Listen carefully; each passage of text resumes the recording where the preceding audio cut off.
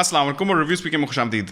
मेरा नाम अमीर है और ये है Samsung Galaxy Note 10 Lite का फुल रिव्यू। और हमारी आज की वीडियो में हम इस फ़ोन को Samsung Galaxy Note 9 के साथ भी कंपेयर करेंगे, क्योंकि आप में से बहुत सारे लोगों की रिक्वेस्ट आई है पिछले दिनों में कि Galaxy Note 10 Lite और Galaxy Note 9 का कंपैरिजन किया जाए। तो इस पर मेरा पर्सपेक्टिव एक लॉन्ग टर्म यूज़र का पर्सपेक्टिव होगा और होपफुली इस वीडियो को देखने के बाद आप फैसला कर सकेंगे कि क्या Note 10 Lite आपके लिए एक अच्छा डिवाइस हो सकता है कि नहीं, और क्या आपको Note 9 लेना चाहिए या Note 10 Lite लेना चाहिए, और इन दोनों फोन्स में क्या डिफरेंसेस हैं। Note 10 Lite की पाकिस्तान में रिटेल प्राइस 99,000 रुपये रखी गई है, लेकिन मुमकिन है कि ये फ़ोन आपको इससे सस्ता भी मिल जाए। मेरे ख्याल से 96-97,000 रुपये तक भी मिल जाएगा। और अगर रैम एंड रोम वेरिएंट्स की बात करें तो फ़ोन पाकिस्तान में एक ही वेरिएंट में लॉन्च हो रहा है, 8GB रैम और 128GB बिल्ट इन स्टोरेज।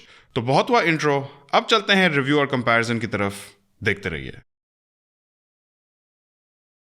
तो अगर डिस्प्ले से शुरू करें तो Note 10 Lite में ये 6.7 इंचेस का बड़ा super AMOLED infinity O display है, जिसका रेजोल्यूशन 1080x2400 है और पिक्सल डेंसिटी 394 ppi है, जबकि एस्पेक्ट रेशियो 20:9 है। डिस्प्ले के ऊपर ये छोटा सा होल पंच कटआउट है, जो कि अब हमें सैमसंग के सारे फोन्स में दिखता है। इसके साथ साथ इस डिस्प्ले के अंदर एक in display optical fingerprint sensor भी दिया गया है। दूसरी तरफ Galaxy Note 9 में एक 6.4 इंचेस का डिस्प्ले है, जो कि साइज में Note 10 Lite के डिस्प्ले से छोटा भी है और इसके टॉप और बॉटम बेजल्स भी निस्बतन चौड़े हैं। और Note 9 में आपको ये कर्व्ड एजेस वाला डिस्प्ले मिलता है, जिसपे लोगों के बहुत ही मिक्स्ड व्यूज होते हैं। कुछ लोगों को ये बहुत ही पसंद आता है और कुछ लोगों को इतना पसंद नहीं आता। इसके साथ साथ Note 9 के अंदर कोई इन डिस्प्ले फिंगरप्रिंट सेंसर नहीं है। इसका फिंगरप्रिंट सेंसर यहाँ बैक पे माउंट किया हुआ है और पिछले साल का ही सही, लेकिन फ्लैगशिप होने की वजह से आपको Note 9 की स्क्रीन में ज्यादा रेजोल्यूशन मिलता है। यह panel maximum quad HD 2960x1440 resolution support करता है, लेकिन ज्यादातर टाइम्स मैं अपने Note 9 के क्वाड HD रेजोल्यूशन को नहीं इस्तेमाल करता ताकि मेरी बैटरी ज्यादा चले। आप क्वाड HD रेजोल्यूशन इस्तेमाल करते हैं तो प्रोसेसर भी ज्यादा इस्तेमाल होता है, बैटरी भी ज्यादा इस्तेमाल होती है। यहां तक कि मैं इस फोन के रेजोल्यूशन को कम करके 720p पे चलाता हूं अक्सर औकात। इससे आप अपनी बैटरी लाइफ को मैक्सिमाइज कर सकते हैं। लेकिन अफसोस के साथ कहना पड़ता है कि Note 10 Lite में ऐसा कोई फीचर नहीं है। आप अगर चाहें भी तो आप 1080p से रेजोल्यूशन को नीचे नहीं कर सकते, जो कि एक छोटा सा बमर है मेरे हिसाब से। लेकिन अगर ओवरऑल डिसाइड करना हो कि मैं इन दोनों फोन्स में कौन से फोन को तरजीह दूंगा, तो डिस्प्ले के लिहाज से, क्योंकि Note 10 Lite का डिस्प्ले के बेजल्स बहुत ही पतले हैं, इसके ऊपर एक होल पंच कटआउट है, इसका ज्यादा एज टू एज किस्म का लुक है, इसका स्क्रीन टू बॉडी रेशियो भी थोड़ा ज्यादा बेहतर है Note 9 से, क्योंकि Note 9 पुराना है तो इसका वो new modern trendy fresh look नहीं आता, जिसकी वजह से डिस्प्ले के लिहाज से मैं ओवरऑल Note 10 Lite को ज्यादा पसंद करता हूं। लेकिन जब हम बात करते हैं बिल्ड क्वालिटी की, तो पिछले साल का फ्लैगशिप हमेशा आज के मिड रेंज फोन को हरा देगा। उसकी वजह यह है कि जब एक फ्लैगशिप फोन मार्केट में आता है तो वो प्रीमियम प्राइस वाले कस्टमर्स को केटर करता है।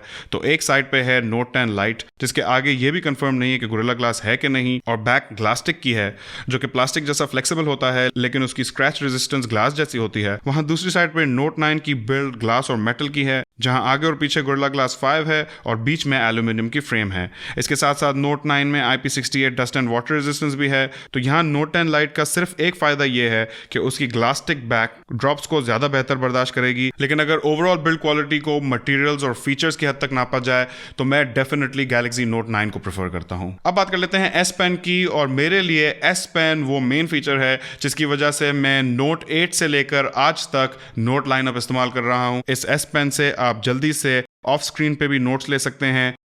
स्क्रीन के कुछ हिस्से को या फिर पूरी स्क्रीन का स्क्रीनशॉट लेकर उस पर नोट्स लिख सकते हैं, टेक्स्ट को सेलेक्ट करके उसे ट्रांसलेट कर सकते हैं, वीडियो की गिफ्स बना सकते हैं।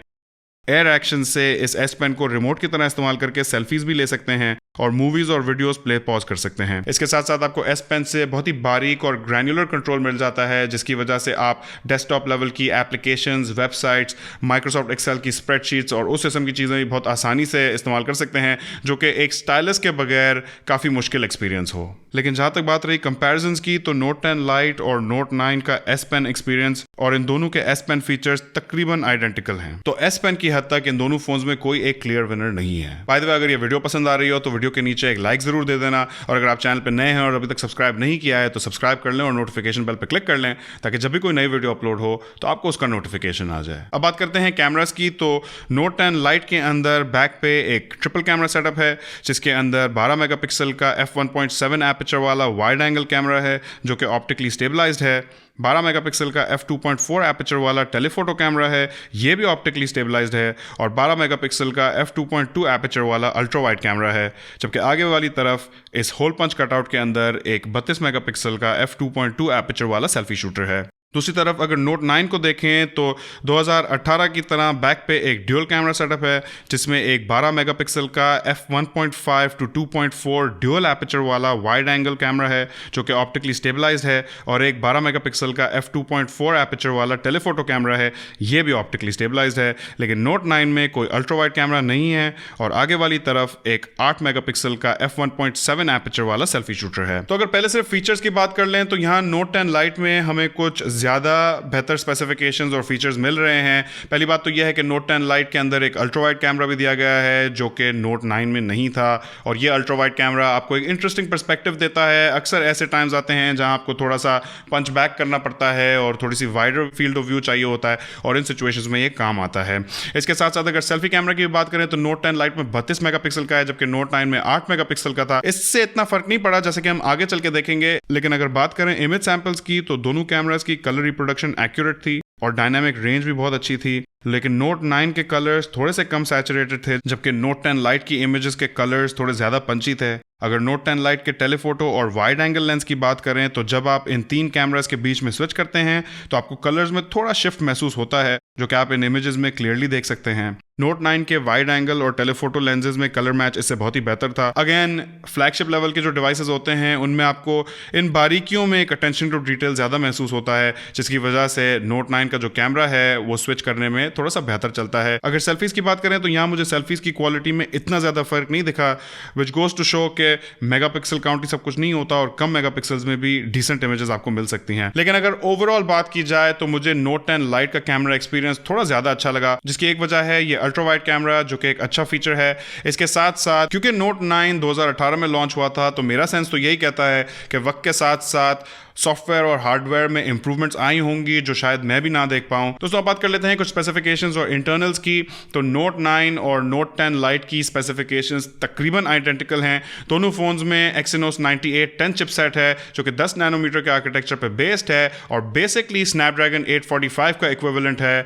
2 साल पुराना चिपसेट है लेकिन फिर भी कोई अंडर पावर्ड चिपसेट किसी भी लिहाज से नहीं है। साथ में दोनों फोन्स में माली G72 GPU है। अगर रैम की बात करें तो थोड़ा सा फर्क है, नोट 10 लाइट में 8 GB रैम है जबकि नोट 9 6 GB रैम के साथ पाकिस्तान में लॉन्च हुआ था। और अगर बिल्ट इन स्टोरेज की बात करें तो दोनों फोन्स में 128 GB built in UFS 2.1 storage है। दोनों फोन्स में हाइब्रिड सिम स्लॉट्स आते हैं, यानी कि आप इन फोन्स में 2 सिम्स लगा सकते हैं या फिर एक सिम और एक माइक्रो SD कार्ड। अगर इंटरफेस की बात करें तो दोनों फोन्स में इस वक्त एंड्रॉइड 10.0 है जिसके ऊपर सैमसंग की अपनी One UI 2.0 लगी हुई है। Note 10 light out of the box ही इस इंटरफेस के साथ आएगा जबकि नोट 9 को आप इस पर अपग्रेड कर सकते हैं। अगर फीचर्स और स्पेसिफिकेशंस में एक बुनियादी फर्क की बात की जाए तो नोट 9 में फ्लैगशिप डिवाइसेस की तरह ड्यूल स्टेरियो स्पीकर्स आते हैं। अगेन वही चीज़ आपको दिखेगी जहां इन छोटी छोटी चीज़ों में फ़र्क आ जाता है, क्योंकि नोट 10 लाइट के अंदर ड्यूल स्टेरियो स्पीकर्स नहीं हैं बल्कि एक बॉटम फायरिंग स्पीकर है तो एक मोनो स्पीकर है। परफॉर्मेंस का जायजा लेने के लिए शुरू करते हैं बेंचमार्क रिजल्ट्स से।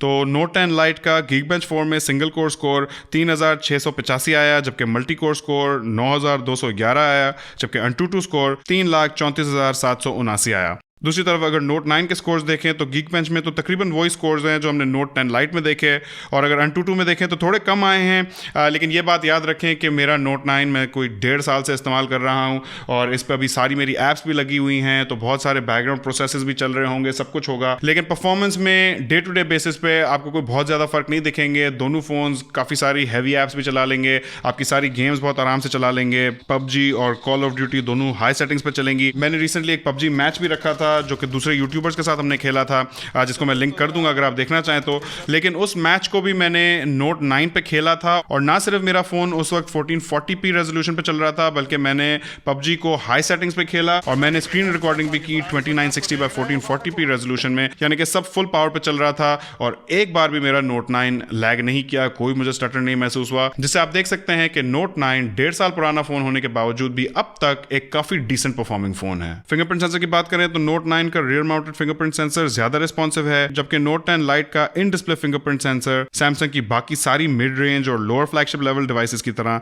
थोड़ा सा स्लो है। लेकिन जहां इन दोनों फोन्स की ओवरऑल परफॉर्मेंस में एक बहुत बड़ा गैप आ जाता है वो है बैटरी साइज और चार्जिंग स्पीड। जी हाँ, नोट 10 लाइट के अंदर एक 4500 मिलियन पावर की बड़ी बैटरी लगाई गई है और फोन के अंदर सैमसंग की अपनी 25 वॉट की सुपर फास्ट चार्जिंग मौजूद है, जबकि नोट 9 के अंदर 4000 मिलियन पावर की थोड़ी सी छोटी बैटरी लगाई गई है। और चार्जिंग स्पीड की बात करें तो ये फोन 15 वॉट की सैमसंग अडेप्टिव फास्ट चार्ज के साथ आता है। दोस्तों, ये फास्ट चार्जिंग है तो सही, लेकिन इस वक्त मार्केट में ये सबसे स्लो फास्ट चार्जिंग तस्वीर की जाती है। वीवो की 18 वॉट की ड्यूल इंजन फास्ट चार्जिंग है, वन प्लस डैश चार्ज और ओप्पो की वूक चार्ज दोनों 20 वॉट पे चलते हैं, जबकि वन प्लस की वार्प चार्ज 30 वॉट पे चलती है। और मैं डे टू डे यूसेज के हिसाब से बता रहा हूं कि मुझे इस फोन के बारे में जो एक फ्रस्ट्रेटिंग बात लगती है वो ये है कि ये बहुत ही स्लो चार्ज होता है। और मेरे साथ बहुत सारे टाइम्स ऐसे हो चुके हैं जहां मेरी बैटरी बिल्कुल खत्म थी लेकिन मुझे फोन की जरूरत थी, और फिर मैंने जब उसको चार्ज पे लगाया तो बहुत आहिस्ता आहिस्ता बैटरी चार्ज हो रही थी। लेकिन अगर नोट 10 लाइट की बात की जाए तो इसकी चार्जिंग स्पीड बहुत ही तेज है। एम्प्टी से हाफ बैटरी में तकरीबन 30 मिनट लगे मुझे, जिसका मतलब है कि 15 मिनट में ये फोन 25 से 30% बैटरी चार्ज कर लेता है, जो कि काफी डिसेंट है। अगर बैटरी लाइफ की बात की जाए तो नोट 9 इस वक्त फुल बैटरी चार्ज के साथ एक दिन निकाल लेता है, लेकिन अगर मैं थोड़ा सा उसको हैवी यूज़ करूं तो कभी कभार उससे पहले भी बैटरी ख़त्म होने लग जाती है। लेकिन अगर मैं नोट 10 लाइट की बात करूं तो यहाँ मुझे एक दिन तो ये फ़ोन बहुत ही आराम से निकालता है, 1.5 दिन भी निकाल लेता है। और अगर आपका यूसेज लाइट हो तो मेरा ख्याल है कि ये फ़ोन 2 दिन भी निकाल लेगा। और अगर ना भी निकाले तो 25 वॉट की फास्ट चार्जिंग इतनी तेज़ होती है कि ऑनेस्टली बैटरी साइज़ का इतना बड़ा मसला होता ही नहीं है। आप एक चार्जर अपने घर पर रखें, एक अपनी ऑफिस पर रख लें तो आपको कभी कोई इशू होने नहीं वाला। अगर ये फ़ोन की बैटरी थोड़ी कम भी होने लगे तो आप थोड़ी देर भी इसको टॉप अप करेंगे तो आपका काफ़ी सारा टाइम निकल जाएगा।